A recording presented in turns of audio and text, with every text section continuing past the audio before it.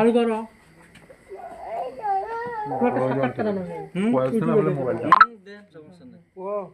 আমি দেখে আইছি না। হ্যাঁ করো। আসসালামু আলাইকুম রহমতুল্লাহ, নাহমাদুহু ওয়া নাসাল্লি আলা রাসূলিহিল কারীম, আম্মা বাদ।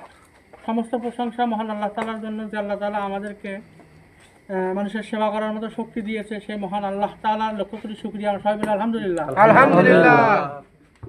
দরুদ সালাম সে মানবতার মুক্তির দূত রাসূল আমাদেরকে জাদু জিনের হাত থেকে রক্ষার পদ্ধতি শিখিয়ে দিয়ে গেলেন। সেই রাসূলের উপর দরুদ সালাম সাল্লাল্লাহু আলাইহি ওয়াসাল্লাম।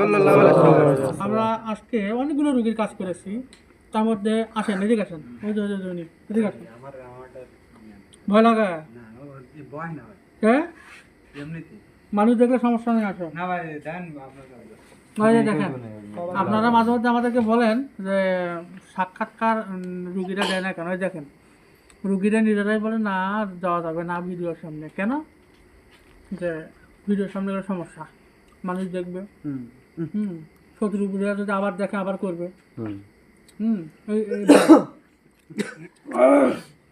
যাই হোক, আমরা এই মুহূর্তে এনার চিকিৎসা দিয়েছি, ওনার পরিচয় উনি নিজেই দিবে।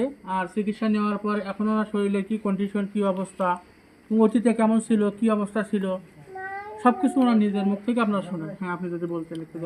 আলহামদুলিল্লাহ, আমার ভালো লাগতেছে। আমি বিগত 3 বছর অসুস্থ ছিলাম, অনেক কবিরাজের কাছে গেছি, অনেক জায়গায় গেছি, শুধু টাকা নেই, তাবিজ দিয়ে খেদাই দেয়, কিছু হয় না। আল্লাহর রহমতে এখন আমাকে ভালো লাগতেছে। কতদিন হলো এই সমস্যা আপনার? আমি নিজে জানতেছি 3 বছর, কিন্তু এর আগের তো হয়েছে কিনা আমি জানি না। ওনার স্ত্রী কই? 3 বছর। কয় বছর হবে? করোনার সময় থেকে, 2019 সাল থেকে। করোনার সময় তো হয়, করোনার সময় 19 সাল থেকে প্রায় 5 বছর হয়ে 5 গেল। বছর হয়, 5 বছর। বাড়ি খুলনা, তেরোখোদা থানা। তেরোখোদা, খুলনা। আচ্ছা আচ্ছা, এই যে আমাদের চিকিৎসা যে আপনি নিলেন, নেওয়ার পরে এখন আপনার শরীর কেমন? এখন ভালো লাগতেছে। আচ্ছা, আমরা যে আপনাকে চিকিৎসা দিয়েছি, এই চিকিৎসাটা শরীর সম্মতভাবে দিয়েছি না কুফুরি কোনো পদ্ধতি? না না না, শরীর সম্মত অনুযায়ী দিয়েছেন। হ্যাঁ, শরীর অনুযায়ী দিয়েছেন। আমরা কি কোনো দেব দেবতার পুজো করছি বা কারো পুজো টুজো করে? না না না। হ্যাঁ না। যাক, আসলে রোগ দেনেওয়ালাও হলেন আল্লাহ, সুস্থ করানেওয়ালাও হলেন আল্লাহ। আমরা তো মাত্র কি আত্তাকু ইলাইহিল ওসিলা। তোমরা আমার সাহায্য প্রাপ্তির জন্য ওসিলার সন্ধান করো। হ্যাঁ, আল্লাহকে পাওয়ার আশায়, তার সাহায্য প্রাপ্তির আশায় তোমরা ওসিলা সন্ধান করো। আমি একটা ছোটো ঘটনা বলি। হযরত আইয়ুব আলাইহিস সালাম অসুস্থ হয়ে পড়লেন। আল্লাহর পয়গম্বর নাম কি? আইয়ুব আলাইহিস সালাম। কি নাম? আইয়ুব আলাইহিস সালাম। আইয়ুব আলাইহিস সালামের শরীরের মধ্যে সর্বশরীরে কীরা পোকা দিল। পোকা দেওয়ার পরে তাকে এলাকা থেকে বের করে দেওয়া হলো। তার অনেকগুলো স্ত্রী ছিল, কেউ তার সঙ্গে থাকলো না, সবাই চলে গেল তাকে ছেড়ে। শুধু রহিমা নামে এক আল্লাহর খাস বান্দি যে ছিল, নবীর মেয়ে, নবীর মেয়ে, আবার নবীর বোন, আবার নবীর মা, আবার নবীর স্ত্রী। নাম তার কি ছিল? রহিমা বিবি। রহিমা রাদিয়াল্লাহু তাআলা আনহা থেকে গেলেন নবী আইয়ুবের সাথে। তারপরে আল্লাহ পাক যখন বললেন, হে আইয়ুব, তোমার শাস্তি শেষ হয়ে গেছে, তুমি এখন যাও, ওই যে একটা কূপ দেখতেছো, ওই কূপের কাছে যাও, এবং ওই কূপ থেকে পানি উঠাইয়া ওই পানি দিয়ে তুমি গোসল করো। ওই পানি দিয়ে তুমি গোসল করো এবং তুমি সুস্থ হয়ে যাবে। আইয়ুব আলাইহিস সালাম গোসল করলেন এবং সঙ্গে সঙ্গে সুস্থ হয়ে গেলেন। আচ্ছা, আল্লাহ কি পারতেন না আইয়ুবকে সাথে সাথে সুস্থ করে দিতে? তবে কেন ওই কুয়ার পানি দিয়ে আইয়ুবকে গোসল করতে বললেন? কুয়ার পানিটা হলো ওসিলা, কুয়ার পানিটা হলো সুস্থ তো আল্লাহই করেছে। কথা কি বোঝেননি আমার? তারপরে হযরত ইয়াকুব আলাইহিস সালামের নাম আমরা সবাই জানি, না জানি না? ইয়াকুবের একজন সন্তান ছিল, নাম ছিল ইউসুফ। কি নাম ছিল? ইউসুফ। ইয়াকুব আলাইহিস সালাম ইব্রাহিম আলাইহিস সালামের নিকট থেকে একটা জামা পেয়েছিলেন, যে জামাটা হযরত ইসমাইল আলাইহিস সালামকে দেওয়া হয়েছিল। এই জামাটা পর্যায়ক্রমে ইয়াকুব আলাইহিস সালামের কাছে এসে পৌঁছে যায়। ইয়াকুব আলাইহিস সালামের জামাটা হযরত ইউসুফ আলাইহিস সালামকে উপহার স্বরূপ দেয়। এটা ছিল হলো নবুয়তের জামা। কিসের জামা? নবুয়তের জামা। ইয়াকুব আলাইহিস সালাম ইউসুফ আলাইহিস সালামকে খুব আদর করতেন, খুবই মহব্বত করতেন, খুবই ভালোবাসতেন, যেটা অতুলনীয়। নিজের জীবনের থেকেও বেশি মহব্বত করতেন।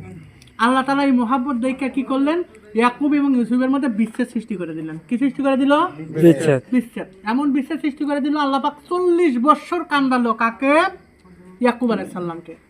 40 বছর সন্তানের মুখ আল্লাহ দেখতে দেন নাই। ইউসুফ আলাইহিস সালাম এখান থেকে চলে গেল কোথায়? মিশরে। মিশরে গিয়ে তিনি মিশরের অর্থমন্ত্রীর দায়িত্ব পেয়ে গেলেন। তারপর ঘটনা আমরা সবাই জানি, তার ভাইয়েরা গেল সেখানে, গিয়ে পরিচয় হলো। তারপর ইউসুফ আলাইহিস সালাম তার ওই গায়ের জামা মোবারক ইয়াকুব আলাইহিস সালামকে দিয়েছিল। কেন দিয়েছিল? ইয়াকুব আলাইহিস সালাম 40 বছর কাঁদতে কাঁদতে 40 বছর ধরে কান্নার কারণে চোখগুলো তার অন্ধ হয়ে গিয়েছিল। তিনি আর চোখে টের পাচ্ছিল না, চোখে কিছু দেখতে পাচ্ছিল না। যার কারণে ইয়াকুব আলাইহিস সালাম কি করলো? আল্লাহর কাছে দোয়া করলো তার সন্তানকে যেন ফিরে দেওয়া হয়। আর এদিকে আল্লাহ দোয়া কবুল করে ইউসুফ আলাইহিস সালামের সাথে ইউসুফ আলাইহিস সালামের ভাইদের পরিচয় করে দিল। তারপরে ইউসুফ আলাইহিস সালাম তার ভাইদেরকে একটা জামা দিল। কি দিল? যে ঘটনা আল্লাহ কোরআনে নিয়ে এসেছে, সূরা ইউসুফের 101 নম্বর আয়াত খুঁজে দেখেন। যে ইউসুফ আলাইহিস সালাম কি করলো? তার গায়ের কামিজ, তার জামা তার ভাইকে দিয়ে দিল। দিয়ে বললো যে ভাই, এই জামা নিয়ে গিয়ে আমার আব্বার চোখের উপরে রাখবা। রাখার সঙ্গে সঙ্গে আমার আব্বা চোখের দৃষ্টি আবার ফিরে পাবে। ইয়াকুব তার ভাইয়েরা ইউসুফ আলাইহিস সালামের সেই জামা মোবারক নিয়ে গেল, নিয়ে গিয়ে ইয়াকুব আলাইহিস সালামের চোখের উপরে রাখলো এবং সঙ্গে সঙ্গে ইয়াকুব আলাইহিস সালাম দৃষ্টি ফিরে পেলেন। এখন প্রশ্ন হলো, আল্লাহর নবী ইয়াকুব, ইয়াকুব কে ছিলেন? আল্লাহর নবী। ইউসুফ কে ছিলেন? আল্লাহর নবী। দুইজনই কিন্তু আল্লাহর নবী। তারা যদি আল্লাহর কাছে দোয়া করতো, আল্লাহ কি তাদের দোয়া কবুল করতেন না? ইয়াকুব আলাইহিস সালামের চোখ কি ভালো করে দিতেন না? তবে কেন ইয়াকুব আলাইহিস সালামের জন্য ইউসুফ আলাইহিস সালাম জামা পাঠালেন? এই জামাটা হলো ওসিলা। জামাটা হলো ওসিলা। এই ওসিলায় আল্লাহ তাআলা তার চোখ ভালো করে দিলেন। আমরা আরো জানি যে জুলেখার সাথে ইউসুফের প্রেম ছিল, কি মহাব্বত ছিল। জুলেখা 40 বছর ধরে কাটতে কাটতে জুলেখা বুড়ি হয়ে গিয়েছিল। তখন মিশরের ফেরাউন যারা ছিল, তার বাদশাহ যারা ছিল, এরা এবং জাদুকর যারা ছিল, এরা জ্যোতিষ যারা ছিল, এরা সবাই ইউসুফকে বললো, তুমি যদি আল্লাহর পয়গম্বর হয়ে থাকো তাহলে তুমি জুলেখার চক্ষু ভালো করে দাও এবং তার রূপ সৌন্দর্য আবার নিয়ে আসো দেখি ফিরে। তখন ইউসুফ আলাইহিস সালাম তার গায়ের চাদর মোবারক, তার গায়ের চাদর মোবারক হযরত জুলেখা রাদিয়াল্লাহু তাআলা আনহার কি গায়ের উপরে দিয়ে দিলেন এবং আল্লাহর কাছে ফরিয়াদ করলেন সেজদা দিয়ে। এবং সঙ্গে সঙ্গে চাদরটা আল্লাহ উঠাতে বললেন, ইউসুফ তুমি চাদরটা উঠাও। চাদরটা উঠানোর পরে দেখে জুলেখা আবার যুবতী হয়ে গেছে। জুলেখা আবার যুবতী হয়ে গেছে। আলহামদুলিল্লাহ। তাহলে নবী দোয়া করলেই তো যুবতী হয়ে যেতেন, চাদরটা কেন দিলেন উপর দিয়ে? ওসিলা। এটা কি? ওসিলা। এই জন্য প্রত্যেক কর্মে কি আছে? ওসিলা আছে। আমরা অসুখ হলে ডাক্তারের কাছে যাই ঔষধ খাওয়ার জন্য। ডাক্তার কি আমাকে সুস্থ করে? কে সুস্থ করে? আল্লাহ। ডাক্তার তাহলে কি? ঔষধ তাহলে কি? ঝাড়ফুঁক তাহলে কি?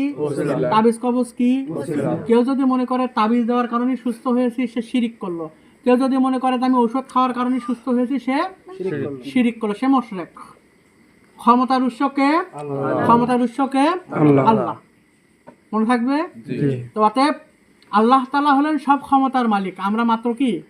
ওসিলা। আল্লাহ আমাদেরকে ক্ষমতা দিয়েছে মানুষের রোগকে শেফায়ে কুল্লিয়া দেওয়ার। আমরা দোয়া করি মাত্র, বাকিটা আল্লাহ দেখেন। আমরা কি করি?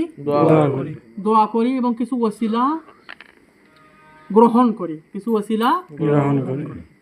কিছু হাকিকত গ্রহণ করার ফলে আল্লাহ তাআলা ইহার মাধ্যম দিয়ে রোগীদেরকে কি দেয়? সুস্থতা দেয়। আল্লাহ রহমত, আমরা যদি 100টা জিন জাদু রোগী দেখি 100টাই সুস্থ হয়। হয়তো 100টার মধ্যে একটা রোগী ফেল খায়, তবে 99টা রোগী আল্লাহ রহমত সুস্থ হয়। এখন পর্যন্ত জিন জাদুর কোনো রোগী আমাদের কাছে এসে সুস্থ হয়নি, এমন রেকর্ড আমাদের নাই। আলহামদুলিল্লাহ, এমন কোনো রেকর্ড আমাদের নাই। তবে বশীকরণ বা বিচ্ছেদ এই ধরনের কাজগুলো 100টা করলে আমাদের 95 থেকে 98টা কাজ আল্লাহর রহমত হয়। হয়তো 4-5টা কাজ মিস হয়, 4-5টা কাজ মিস হয়। এই মিস হওয়ার পিছনে কারণ হলো হয়তো আমি রুগীদেরকে বলছি যে আপনারা এই কাজগুলো এইভাবে করবেন, হেই বেটা সেইভাবে করে নাই, অন্যভাবে করছে। তখন মিস হয়ে যায়, তখন দোষ হয় কার? আমাদের। বা কাজ সম্পূর্ণ করতে কি বলে, কাজ করতে দিয়েছি, কাজ সম্পূর্ণ করেন। এই যে কিছুদিন আগে কয়েকদিন আগে একটা লোক কাজ করে নিয়ে গেছিল, আজ থেকে 25-26 দিন আগে। 3 দিনেতেই তার বউ চলে আসছে, 3 দিনে তার স্ত্রী চলে আসছে তার কাছে। তাকে বলেছিলাম যে আপনি একটা ওই মানতিটা আপনি দিয়ে দেন, যেটা মানত করছেন ওই মানতটা আপনি দিয়ে দিয়েন, আপনার তো কাজ হয়ে গেছে, আপনি মানতটা পূর্ণ করে দিয়েন। হে বেটা মানত পূর্ণ করে নাই। এই যে বউ আবার বলে গত 2 দিন না 1 দিন হলো কালকে চলে গেছে গা। এটা কি দোষ মুহাম্মাদের? এটা কি দোষ মুহাম্মাদের? আপনারাই বলেন এটা কি দোষ মুহাম্মাদের? এটা তো দোষ তো তার। সে যদি মানতিটা পূর্ণ করতো, মানবটা পূর্ণ করতো, তাহলে তো তোর বোঝাইতো না। আসলে কৃপণ যারা, তাদেরকে আল্লাহ মারে মানতের মাধ্যম দিয়ে। হাদিসের মধ্যে এসেছে কোনো ব্যক্তি যদি দান সাদাকা না করে, আল্লাহ তাআলা ওই ব্যক্তির ঘরে বিপদ আপদ দিতে থাকে। তখন ওই ব্যক্তির বিপদের কারণে কি করে? মানত করে। কি করে? মানত করে। মানতের কারণে রব্বে কারিম ওই ব্যক্তির ওই কাজটা সম্পূর্ণ করে দেয়। তো অতএব আমরা মাত্র ওসিলা, আর আমাদের জন্য দোয়া করবেন আপনারা সবাই, আমরাও আপনাদের জন্য দোয়া করি। আল্লাহ আমাদেরকে যেন জাতির সেবা করার তৌফিক দেয়।